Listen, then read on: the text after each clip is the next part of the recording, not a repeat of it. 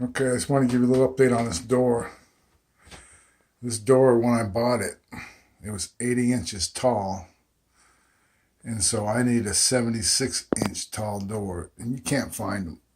So I had to find a blank door that was all wood.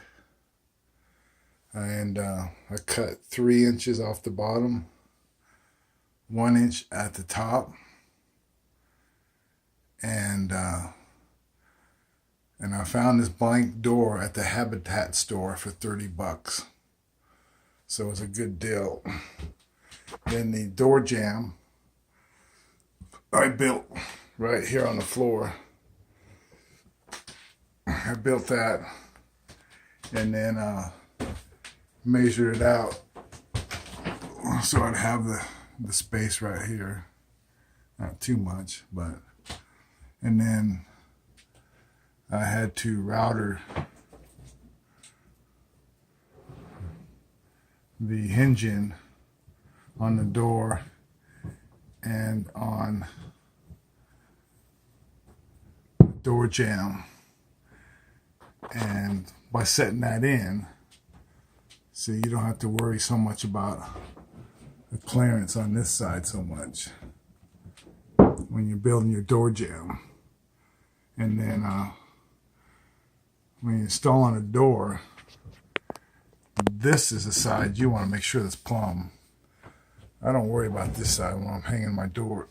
Make sure this side is going to take all the weight. And so I put an extra screw, right there. And then down here. And then one down there. Make sure this is attached to my studs. And Brad nailed this up here with my 15 gauge boss stitch. Very nice gun. This is what I used to put all the siding up too. Is this gun right here. And then I have a 18 gauge gun here someplace. And this is what I used to install the trim. And for the trim, I glued it, and then I used 5/8 brown head nails. And so you don't notice where I've used the nail gun on the trim. And so I just want to let you know that's and then when you install your siding, you want to make sure you're 3/4 of an inch, at least for me, because this flooring is 3/4 of an inch thick, and so that allows me to get my wood right up to the wall and still have a 1/2 inch for expansion along the wall.